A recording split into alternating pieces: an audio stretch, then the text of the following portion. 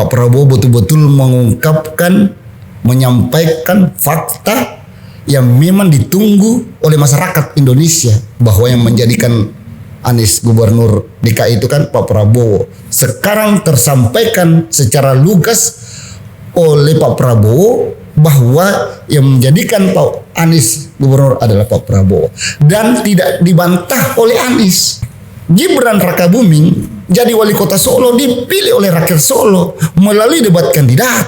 Gibran tidak pernah punya pilihan untuk dilahirkan dari rahim seorang Iriana, Ibu Iriana. Gibran juga tidak pernah bisa memilih untuk dilahirkan menjadi anaknya Joko Widodo. Tapi apakah kemudian Gibran tidak bisa mengatur takdirnya? Sampaikan salam bangsatku kepada presiden terlama di Asia, Presiden Republik Indonesia, Bapak Presiden Soeharto. Kalau dia ingin melihat darah, dia akan, ketika dia mempertahankan Surya di pengkhianat, maka dia akan melihat darah mengalir di Jakarta.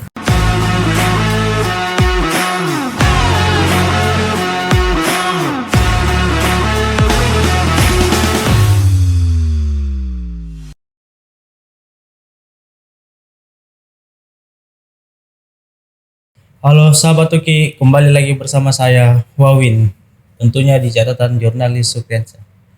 Kali ini saya kedatangan bintang tamu, ya boleh dibilang tokoh politik tapi juga aktivis 98 dengan tagline bantu ke 3 hari, seurus ke 5 tahun. Bapak Syawaludin Arif. Siap. Selamat datang Pak. Iya. Bagaimana kabar? Alhamdulillah baik, sehat. Alhamdulillah. Menarik ini Pak, bantu ke 3 urus ke 3 Oh hari. ya, urus ke 3 hari saya bantu. Saya urus ke 5 Ya. tahun. Menarik. Menarik itu Pak. Iya. Jadi kita ini sebagai caleg punya banyak cara, harus punya banyak cara untuk kemudian menarik simpati masyarakat pemilih. Bagaimana kemudian memberikan pilihannya kepada kita. Kenapa harus punya banyak cara? Karena kompetitor ini kan banyak. Seperti di dapil saya Panakukang Manggala. Itu ada 16 partai, 10 kursi. Berarti 160 orang memperebutkan 210 suara masyarakat yang ada di Panakukang Manggala. Sehingga harus kita punya cara bagaimana kemudian 210 suara masyarakat Panakukang Manggala ini ada sekitar 6% itu ke kita. 6% itu kalau kemudian dikonversi ke suara kira-kira 6.000 suara. 6.000 itu sudah bisa terpilih jadi anggota DPRD Kota Makassar, karena incumbent hari ini yang ada di Panakukang Manggala itu 4.500. Sehingga ya, nah targetnya 6.000. Salah satu caranya adalah membuat sebuah tagline. Alhamdulillah tagline urus ke 3 hari, saya urus ke 5 tahun itu sampai ke masyarakat. Tetapi dia baru sekitar dia hanya di serangan udara lah kira-kira. Tagline itu hanya di serangan udara. Oh ya Pak, ada yang menarik sempat kita bahas dengan yang kita keluhkan masalah kayak baliho itu Pak. Ya, yang kita ya ini kan namanya pesta demokrasi ya. Ya. Jadi kenapa harus seorang oknum lah hal mengatur? Iya. Jadi sekali lagi untuk dipilih itu melalui sebuah proses, ada tingkatannya. Kita harus dikenal, jadi mesti popularitas dulu. Salah satu bentuk caranya supaya kita dikenal adalah menyebar baliho sebanyak mungkin ke tempat-tempat yang tidak dilarang. Saya juga melakukan hal yang sama, ya, menyebar baliho tanda gambar saya ke Panakukang Manggala. Hampir tidak ada lagi ruas jalan yang tidak ada gambar saya. Saya merasa senang ketika lewat di sebuah jalan dan ada gambar saya dipasang oleh tim saya.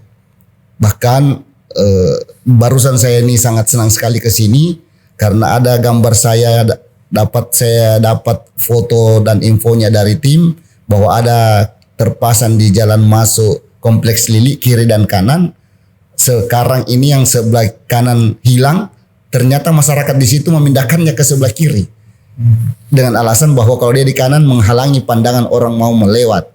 Nah ini yang luar biasa menurut saya, masyarakat yang paham bahwa kita sebagai caleg itu butuh popularitas, butuh dikenal dengan baliho, sehingga tidak boleh diganggu baliho itu sepanjang itu tidak bukan di tempat yang dilarang.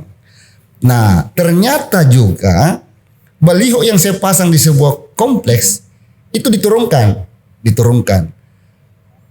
Nah saya datangi yang turunkan, saya sampaikan bahwa cukuplah Bawaslu, cukuplah KPU yang membuat aturan, membuat undang-undang. Ada namanya PKPU, ada aturannya bahwa baliho tanda gambar tidak boleh dipasang di tempat-tempat tertentu, misalnya itu tempat ibadah, gedung-gedung pemerintah, jalan poros, itu ada aturannya.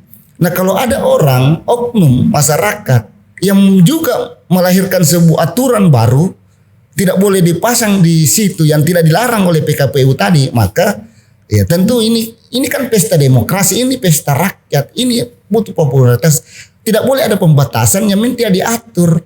Jadi jangan lagi ada orang yang mencoba untuk membuat aturan baru dari yang sudah ditetapkan oleh PKPU itu tadi. Kita hanya bagaimana kemudian menyebarkan tanda gambar baliho agar supaya kita dikenal. Kalau kemudian di tempat yang tidak dilarang itu juga diturunkan, berarti ada orang yang mau mencoba bikin peraturan baru. Nah ini sangat disayangkan. Saya sudah sampaikan bahwa ya janganlah seperti itu. Ini pesta rakyat, ini pesta demokrasi. Marilah kita kemudian terlibat bersama-sama.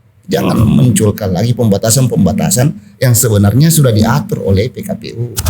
Kira-kira seperti itu. Ya seperti itu.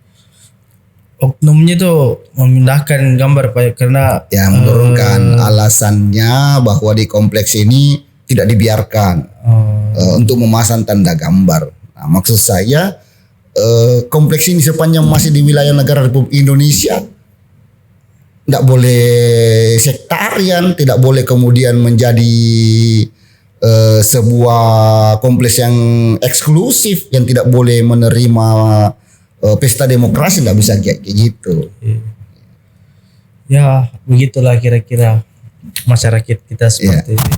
Oh iya Pak, yang ada yang cukup menarik ini yang saya ketahui, yang sebelumnya kita kan mantan caleg juga ya Pak ya? Ya. Dari Biringkanaya Tamlandrea. Iya. Tiba-tiba pindah ke Manggala Panakukang. Hal apa ya yang membuat Pak Syawal bisa pindah dapil? Dan kan biasanya kalau orang itu sudah mencoba satu kali di daerahnya, kemungkinan dia akan mencoba kedua kali di daerah yang sama. Ini kan tidak langsung pindah daerah lagi. Hal apa yang membuat kita supaya hal apa yang membuat kita bilang keyakinan kenapa pindah? Iya, pindah. Dan Iya. Keyakinan tak. Jadi begini, partai politik ini diberikan kebebasan untuk kemudian merekrut calon-calon anggota legislatif partai manapun. Partai Gerindra juga melakukan hal yang sama, membuka ruang kepada seluruh masyarakat Kota Makassar untuk berpartisipasi menjadi calon anggota legislatif. Kemudian diseleksi. Ada proses seleksi di dalam rekrutmen calon anggota legislatif. Saya dulu caleg di Tamalandre Biringkanaya karena alasannya ya karena saya tinggal di sana. Bagaimana mungkin saya mau caleg di dapil Tamalandre Biringkanaya kalau bermukim di tempat lain? Tentu kan masyarakat bertanya, aspirasi apa yang bisa kau bawa ketika kau tinggal di tempat lain, kementerian kau jadi anggota DPR dari, sehingga waktu itu karena saya tinggal di Jalan Lanraki di Berua Biringkanaya, sehingga makanya saya ambil. Kemudian proses itu kemudian lanjut, tidak terpilih karena suaranya kurang. Tapi kan niatan saya adalah menjadi anggota DPRD Kota Makassar itu untuk kemudian menjadi penyambung lidah rakyat. Kalau dibahasakan seperti itu, karena saya menilai bahwa ada yang terputus antara kebijakan pemerintah dengan kepentingan rakyat. DPR kemudian harus hadir di situ. Saya gagal, saya mesti tidak boleh putus asa. harus tetap mewujudkan saya punya cita-cita. Dan karena takdirnya sudah seperti itu, rezekinya juga seperti itu, saya berpindah alamat. Saya sekarang bermukim di Bangkala, di Kecamatan Manggala. Sehingga ketika Partai Gerindra memberi ruang untuk itu, maka pilihan saya adalah caleg DPRD Kota Makassar, Panakukang Manggala. Motivasinya adalah ketika saya bangun sudah dapil, sudah daerah pemilihan, karena memang tinggal di Bangkala, Kecamatan Manggala. Itu saja sih pertimbangannya. Karena kalau juga harus di luar dari tempat tinggal, ya itu tadi alasannya. Sangat kerepotan kita menjelaskan kepada masyarakat konstituen kita yang kita perjuangkan ketika kita menjadi anggota DPR, sementara kita beralamat di luar dari dapil yang kita perjuangkan. Sekarang ini saya tinggal di dapil yang saya akan perjuangkan ketika terpilih jadi anggota DPRD Kota Makassar. Oh, berarti karena alasan bertempat tinggal ya Pak? Ya. Sebelumnya di daerah sana terus pindah ke sini. Pak Sawal merasa berat tidak untuk mulainya kembali seperti kan ini anggaplah kita dari nol lagi kembali kan? Ya. Karena kita pindah daerah. Ya. Gimana rasanya? Apakah berat atau bagaimana? Ya, saya berkesimpulan bahwa tidak gampang dan tidak mudah orang menjadi anggota DPRD Kota Makassar. Harus melalui sebuah proses seleksi yang sangat ketat.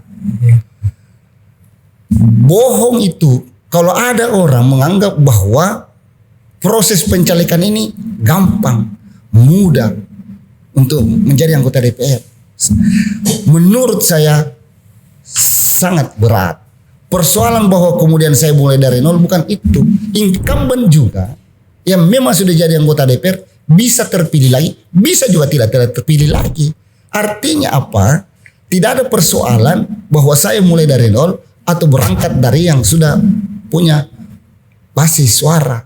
Tetapi memang juga benar bahwa ketika misalnya sudah pernah mencaleg di situ kan tentu ada strong voters, ada memang pemilih militan yang memang dulu juga kecewa gara-gara memilih kita tapi tidak lolos, itu mungkin akan menunggu. Itu oke lah.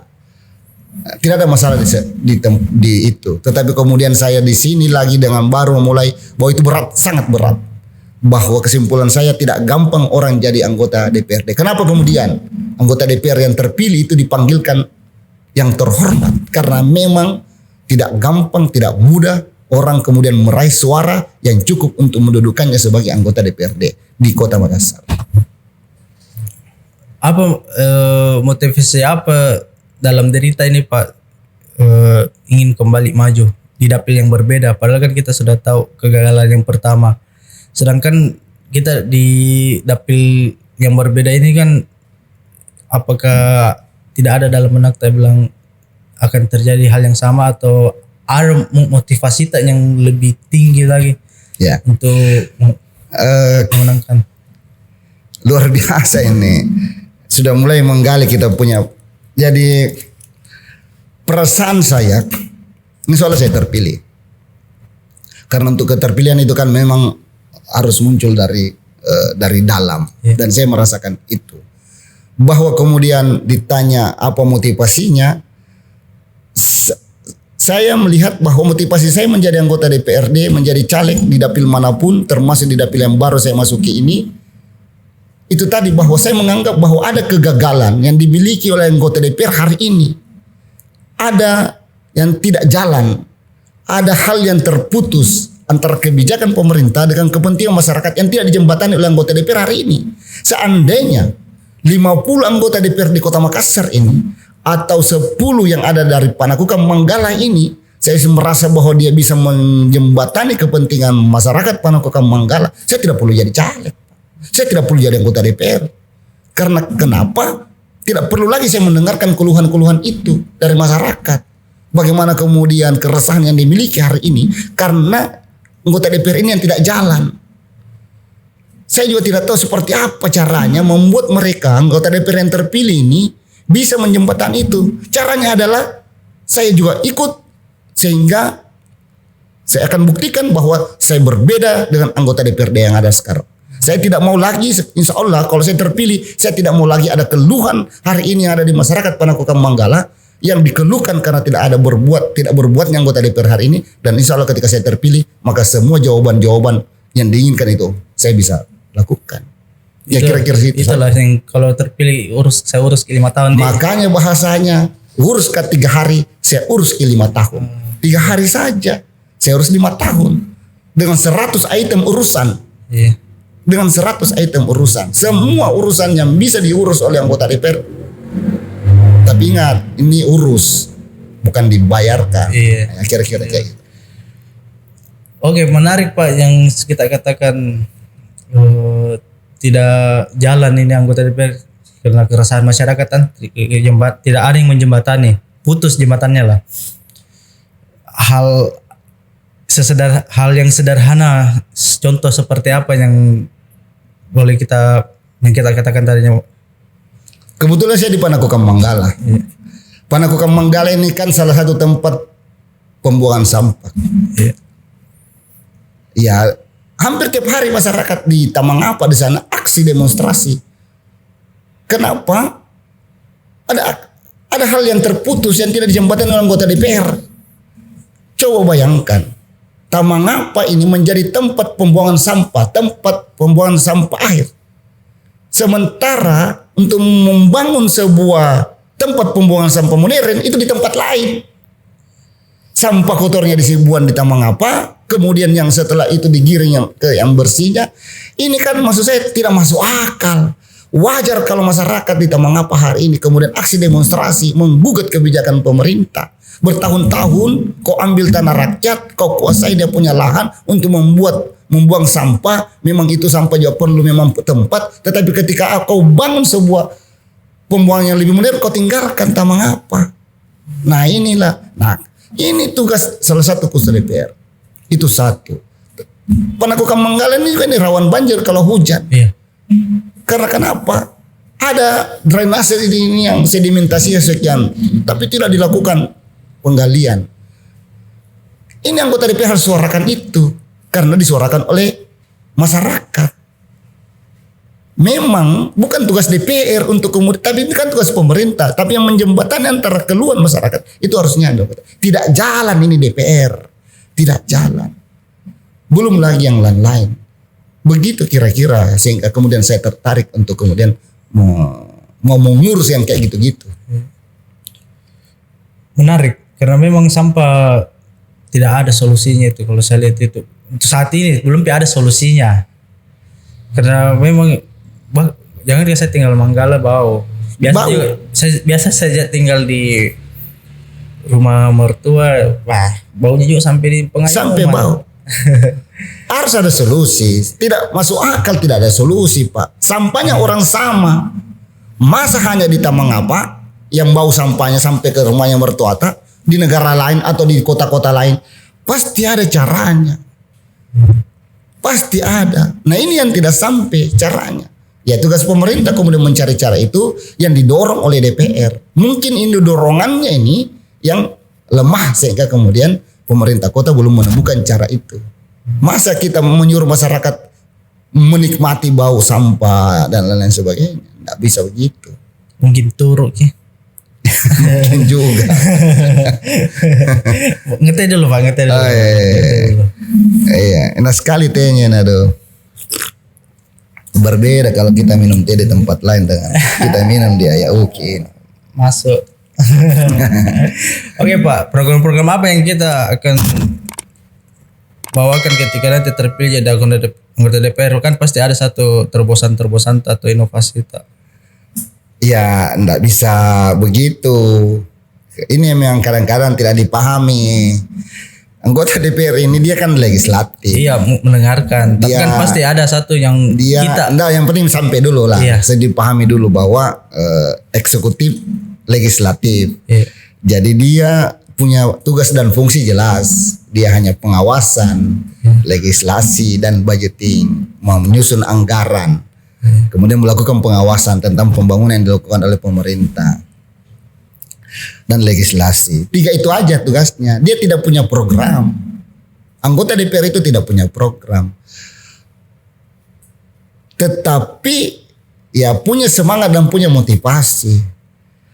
Karena yang punya program ini adalah pemerintah. Iya. Nah, DPR hadir di situ bahwa program ini betul-betul bermanfaat untuk masyarakat, berguna untuk masyarakat, bukan hanya kepentingan pemerintah karena besar anggarannya mau dia paksakan untuk melakukan itu meskipun masyarakat itu tidak membutuhkan. Itu kan celaka. Nah, ini DPR harus hadir di situ.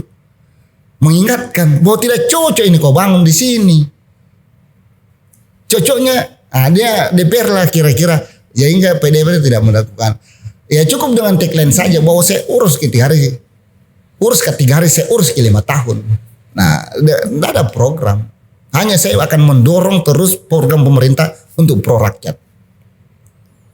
Kira-kira gitu. Kayak gitu deh. Ya. Oke, kayaknya kalau mau dibahas tentang pencalekan tadi ini sudah cocok sekali Dudu ini Pak. Cocok. Sudah cocok. Jadi kita mungkin beralih ke Pilpres. Boleh. Oke, kan ini masih hangat-hangatnya nih semua debat Pilpres 2 hari yang lalu kalau tidak salah. Iya. Bagaimana Pak menurut pandangan tak tentang perdebatan ketiga capres ini? Ya, menurut saya mengucapkan terima kasih ke KPU menghadirkan capres. Ini luar biasa. Dan capres pertama ini sangat jomplang, tidak berimbang. Pak Prabowo unggul telak dibanding dengan kandidat yang lain. Karena Pak Prabowo betul-betul mengungkapkan, menyampaikan fakta yang memang ditunggu oleh masyarakat Indonesia. Salah satu yang saya bahasakan yang ditunggu oleh masyarakat Indonesia hari ini adalah ketika Pak Prabowo menjadikan Anies sebagai gubernur. Selama ini kan kita hanya membaca dari media, membaca dari teman-teman, dari kerabat, bahwa yang menjadikan Anies gubernur DKI itu kan Pak Prabowo. Sekarang tersampaikan secara lugas oleh Pak Prabowo bahwa yang menjadikan Pak Anies gubernur adalah Pak Prabowo. Dan tidak dibantah oleh Anies. Inilah yang kemudian menurut saya keunggulan Pak Prabowo. Seandainya itu kemudian dibantah, itu bisa Anies yang unggul. Bahwa saya jadi gubernur bukan karena Pak Prabowo misalnya kayak gitu. Ini tapi tidak terbantahkan.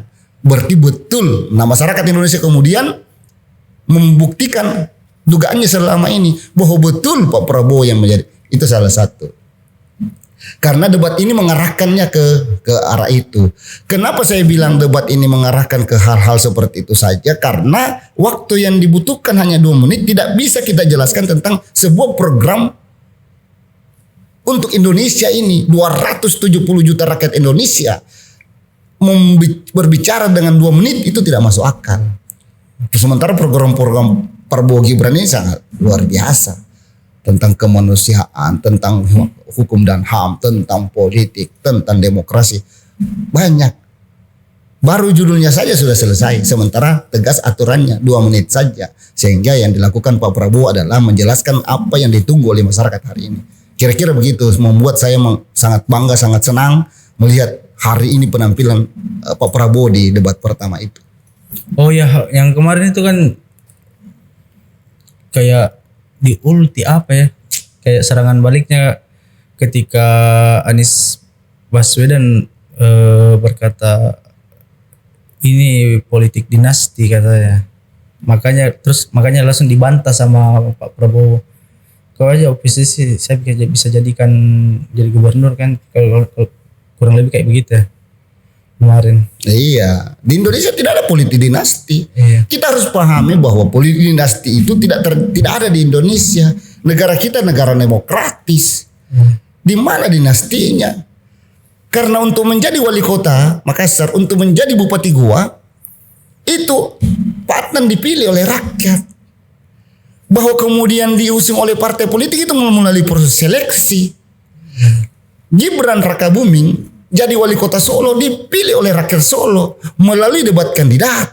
Dan debat kandidat yang dilakukan oleh KPU Solo dimenangkan oleh Gibran. Kemudian digulirkan pemilihan, masyarakat memilih Gibran.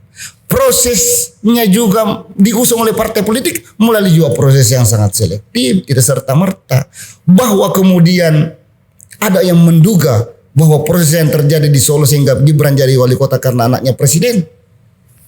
Gibran tidak pernah punya pilihan untuk dilahirkan dari rahim seorang Iriana, ibu Iriana. Gibran juga tidak pernah bisa memilih untuk dilahirkan menjadi anaknya Joko Widodo. Tapi apakah kemudian Gibran tidak bisa mengatur takdirnya untuk kemudian menjadi wali kota Solo, untuk menjadi kemudian wakil presiden Republik Indonesia? Kita semua ini punya takdir. Saya yakin kita bisa mengatur semua itu. Dan semua prosesnya jelas, Pak. Tidak ada dinasti di Indonesia. Semua prosesnya demokratis. Kira-kira begitu. Oh ya Pak, yang kemarin juga yang menarik kan ini tidak ada habisnya ini pembahasan yang tentang keputusan MK. Sampai di debat capres pun diangkat oleh paslon nomor 1. Bagaimana menurut pandangan itu yang masalah tentang batas usia capres yang dia tanyakan ke ke Pak Prabowo kemarin kan, batas usia capres dan MK.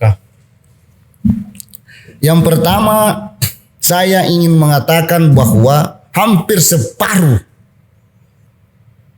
presiden kepala negara di dunia ini usianya di bawah 40. Hampir separuh. Karena kenapa?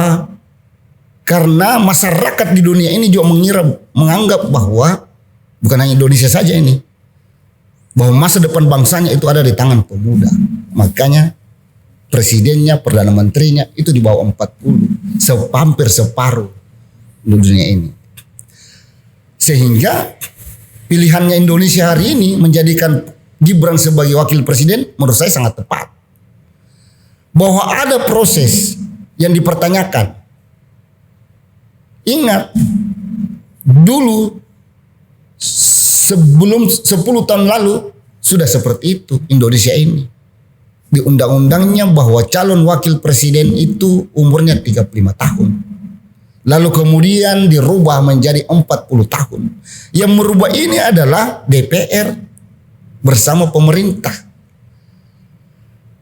MK ini adalah sebuah lembaga yang dibentuk oleh pemerintah yang sangat independen, tidak bisa diintervensi oleh kekuasaan, tidak boleh diintervensi oleh pihak manapun. Nah, kalau kita sudah yakini itu, maka keputusan MK ini adalah keputusan yang final, bukan karena intervensi, bukan karena tekanan dari pihak manapun. Dan kita percayakan MK untuk kemudian melakukan proses itu. DPR merubah dari 35 menjadi 40. Ada permintaan untuk mengembalikan dari 40 ke 35. Ternyata itu tidak disetujui oleh MK. Semua orang hormat, tetap saja 40. Tetapi kemudian dalam proses keputusannya bahwa boleh di 40. Tetapi bagi kepala daerah, bagi anggota DPRD yang usianya di bawah 40 bisa mencalonkan bagi jadi presiden dan wakil presiden. Ini keputusan MK, ini keputusan independen, dan ini menurut saya sangat rasional. Karena Indonesia hari ini ada wali kota, ada bupati umurnya 28 tahun. Iya. Ada yang wali kota 30 tahun. Ada banyak sekali di Indonesia hari ini. Di antara 500 wali kabupaten kota di Indonesia, itu banyak di bawah 40 tahun, di bawah 30. Bahkan ada wali kota Pangkep 28 tahun. Jadi tidak ada. Bahwa kemudian dituduh lagi macam-macam. Bahwa keputusan MK ini menjurus ke... Siapa bilang? Setelah ketular ke MK ini, maka MK juga ini berhak untuk menerima para wali kota, para bupati yang di bawah 40 tahun. Bukan hanya Gibran.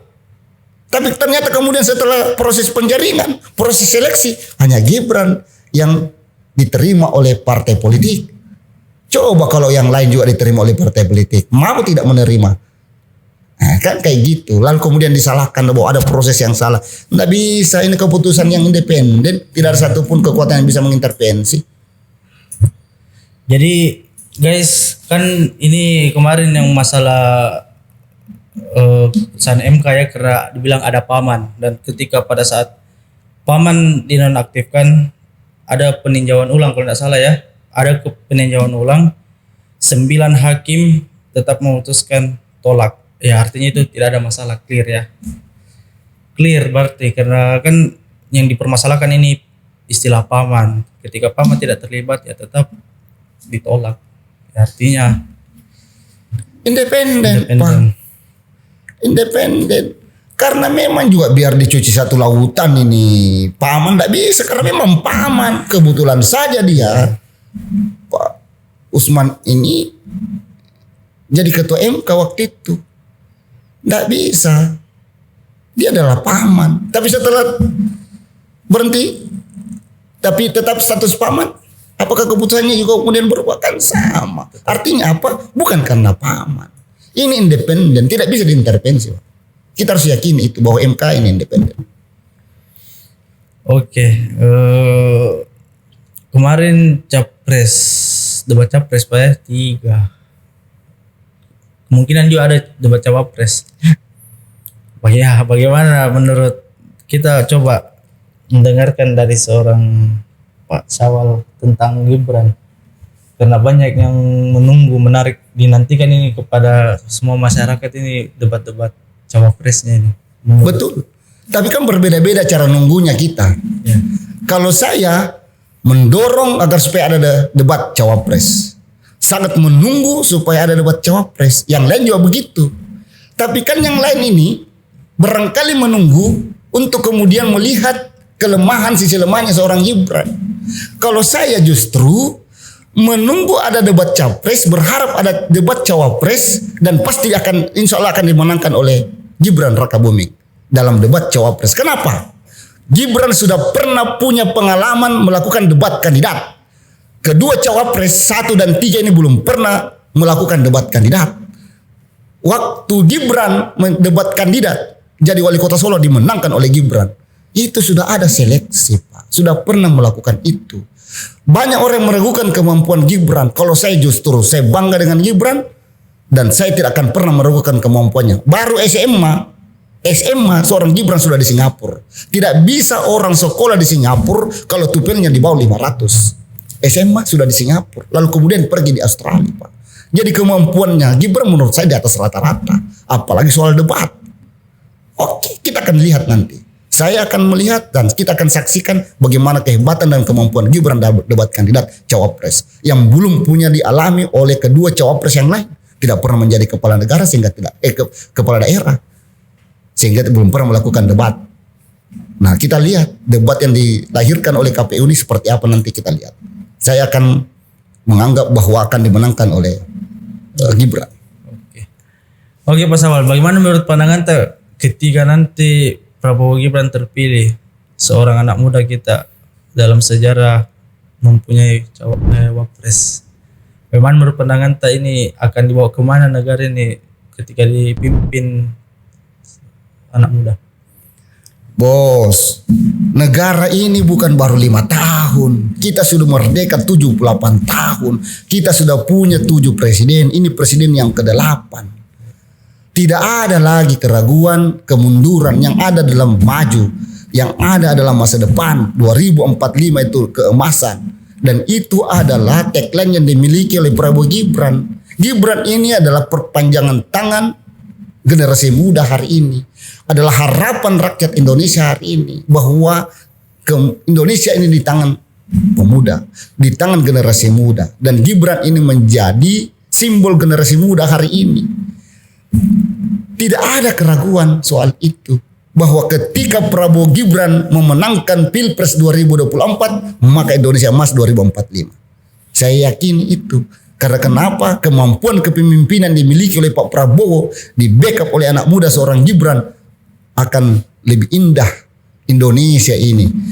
Disegani di dunia. Mengurus 270 juta rakyat Indonesia tidak gampang. Dari Sabang sampai Merauke, dari Minyasa sampai Pulau Rote tidak gampang. Harus diurus oleh orang kuat, oleh orang yang mumpuni, orang yang punya pengalaman, orang yang punya kemampuan, dan kemampuan itu dimiliki oleh Prabowo Gibran. Kira-kira kayak gitu. Mantap. Oke, tadi kita bahas soal Gibran. Kita coba bahas soal Pak Prabowo yang jauh lebih sudah lebih duluan mengenali Pak Prabowo dari tahun 98. Dulu Pak Sawal aktivis. Oh, aktivis. Saya aktivis 98. Coba Pak tolong diceritakan bagaimana kejadiannya menjadi seorang aktivis tahun 98 dan tentang penculikan top apakah itu benar dan kelurusannya bagaimana? Jadi saya aktivis 98. Saya masuk di Unhas 92, selesai 99, 98 ada di dalamnya. Semanggi 1, Semanggi 2, saya ada di Semanggi 1, Semanggi 2. Saya ada di Jakarta ketika itu.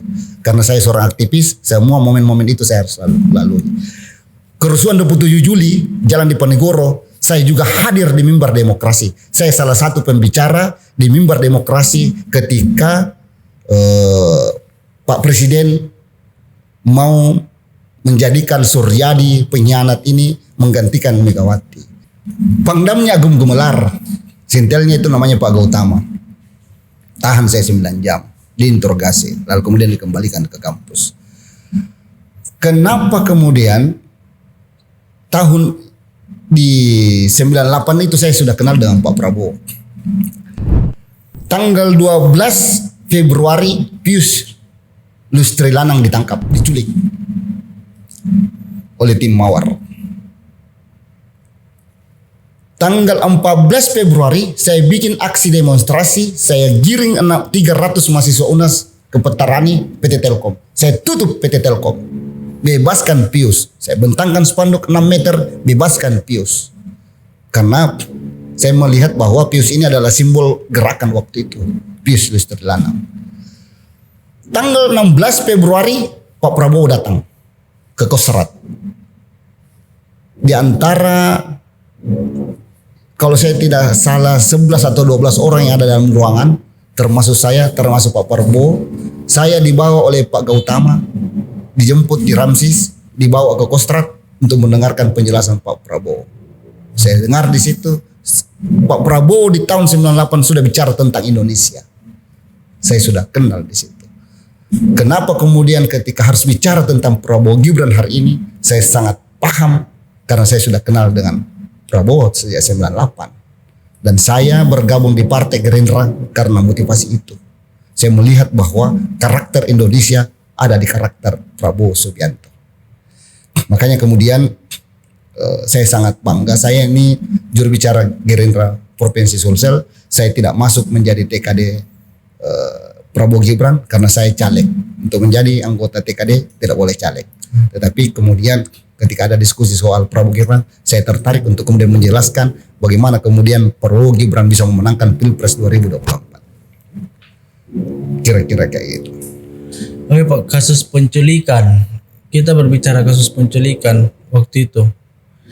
Dan kebetulan pimpinan Kostradnya Pak Prabowo. Apakah emang betul itu atas perintah atau bagaimana? Tahun 98 memang ada penculikan. Ada korbannya, ada yang diculik. Penculiknya juga iya.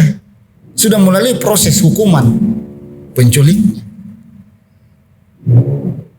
Tetapi sampai hari ini sangkaan, tuduhan yang muncul setiap pemilu kepada Pak Prabowo Subianto. Pak Prabowo Subianto baik itu pengadilan HAM, pengadilan internasional, arbitrase internasional maupun pengadilan Indonesia tidak pernah memutuskan, tidak pernah memenjarakan Prabowo Subianto soal kasus itu. Artinya apa? Clear Prabowo soal itu. Hanya karena kebetulan saja Pak Prabowo ini adalah Panglima Kostrad. Dan disampaikan bahwa yang melakukan proses penculikan itu adalah tim Mawar. Jadi orang mengait-ngaitkan itu. Apalagi ketika itu Pak Prabowo ini adalah anak mantu Presiden Republik Indonesia. Dan yang diculik ini adalah yang mencoba untuk merongrong ke pemerintahan Presiden Soeharto. Semua dikait-kaitkan, semua dihubung-hubungkan. Tapi clear sampai hari ini tidak pernah Pak Prabowo dihukum soal itu. Hanya kemudian selalu ditampilkan setiap pilpres celakanya di situ. Kasihan juga Pak Prabowo. Padahal ya ini kan tidak ada hubungannya dengan Pak Prabowo soal itu. Kira-kira begitu. Iya, karena kan memang kayak kemarin yang dia buktikan ada salah satu yang dibilang mantan yang diculik tapi dia bebaskan. Yang kemarin waktu debat capres, kan ada dibilang ini Ada. mantan penculikan ini kan dia korban.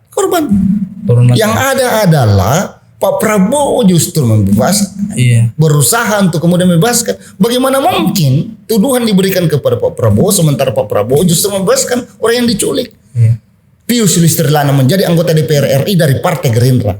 Seandainya seorang Pius memang meyakini bahwa yang culik ini kenapa dia harus bergabung dengan Partai Gerindra yang nyata-nyata Partai Gerindra ini adalah milik Prabowo Subianto. Kan di situ logikanya. Ternyata Pius menjadi anggota DPR RI dari Partai Gerindra. Artinya apa? Pasti Pius menganggap bahwa clear persoalan itu. Bagaimana kemudian Reza Patria ada di situ, bagaimana kemudian Fadlizon ada di situ, Ahmad Muzani juga di situ, semua aktivis. Bahwa clear Pak Prabowo tidak terlibat dalam proses penculikan itu. Justru dia peduli dan dia menyelamatkan, membebaskan yang diculik. Kira-kira begitu. Jadi itulah sedikit gambaran tentang kasus-kasus penculikan yang sering diangkat ketika Prabowo ingin naik menjadi calon presiden. Yang paling sering digoreng adalah tentang Komnas tentang HAM. Ya itulah sedikit yang langsung kita mendengarkan secara langsung dari aktivis 98 ketika itu sampai merobek. Oh ya Pak, saya lupa tanya, kenapa bisa kita sampai merobek jari ketika itu? Di 26 Juli kan kasusnya namanya Kuda Tuli, kerusuhan 27 Juli. Jakarta terbakar habis. 26 Juli itu saya salah satu pembicara di Mimbar Bebas. Pembicaranya adalah Suko Waluyo, Megawati Soekarno Putri, ada Iwan Fals juga di situ, ada juga dari Bali, ada Akbar Endra juga. Setelah saya, Akbar Endra yang bicara. Saya melihat bahwa ada ratusan ribu orang yang ada di Jalan Diponegoro 57. Saya hafal betul tempatnya. Untuk memperjuangkan, untuk meyakinkan kepada Presiden Soeharto bahwa apa yang kau lakukan itu salah. Bahwa Megawati adalah simbol perjuangan mahasiswa, simbol pergerakan Indonesia dan simbol wong cilik. Sehingga banyak orang kemudian bersimpati.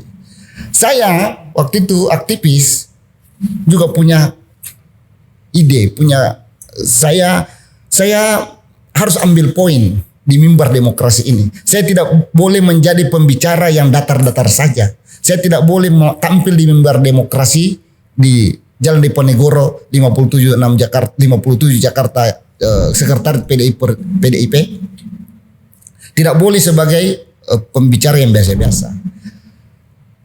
Karena memang saya punya karakter seperti itu. Dulu saya kalau aksi demonstrasi, saya punya cara untuk kemudian menarik simpati massa. Sehingga ketika saya aksi demonstrasi, saya orasi, tidak cukup 15 menit, ada ribuan orang di depan saya. Karena saya punya cara, saya punya retorika dan saya punya cara untuk kemudian menarik simpati. Termasuk di mimbar demokrasi PDI di Jalan Diponegoro itu. Bahwa ya saya coret. Saya bilang sampaikan salam bangsatku kepada presiden terlama di Asia, Presiden Republik Indonesia, Bapak Presiden Soeharto. Kalau dia ingin melihat darah, dia akan ketika dia mempertahankan surah di pengkhianat, maka dia akan melihat darah mengalir di Jakarta. Saya alirkan, bukan main-main. Memang saya sudah bawa silet, huncur darah. Ini 7 jahitannya. Tapi setelah saya orasi, itu tanggal 26, tanggal 27 meledak. Chaos. Dibakar. 27 Juli.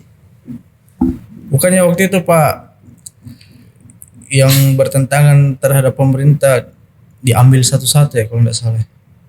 Di tahun 98 itu. Oh itu ya kalau Kuda Tuli ini kan tahun 97. Kalau 98 ya kerusuhan 27 Juli itu tahun 97, satu tahun sebelumnya. Nah, kalau di 98 juga seperti itu terjadi pemerkosaan dan lain sebagainya, pembakaran dan lain sebagainya.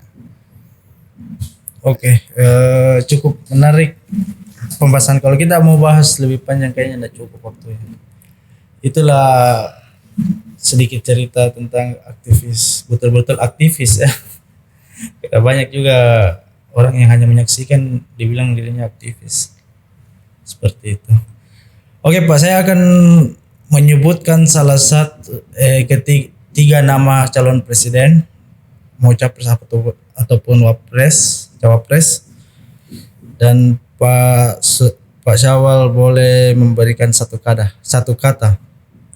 terhadap tiga nama yang saya sebut, entah karakternya kah, sifatnya kah, atau apanya. Oke. Pak Anies. Anies tidak jujur. Mahfud MD. Mahfud MD cerdas. Gibran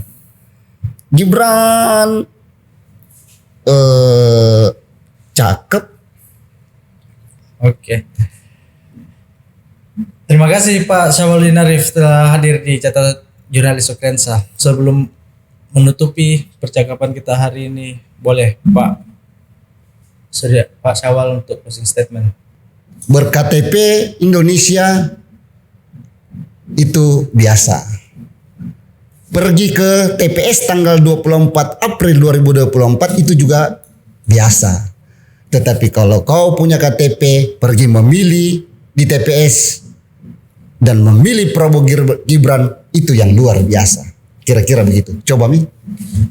Dan jangan lupa pilih Pak Syawaludin Arif. Urus 3 hari, saya urus 5 tahun. Partai Gerindra nomor urut 4 Syawaludin Arif, Panakukang Manggala. Oke Pak, terima kasih atas kehadirannya di catatan jurnalis Okrensa. Sampai ketemu di episode selanjutnya.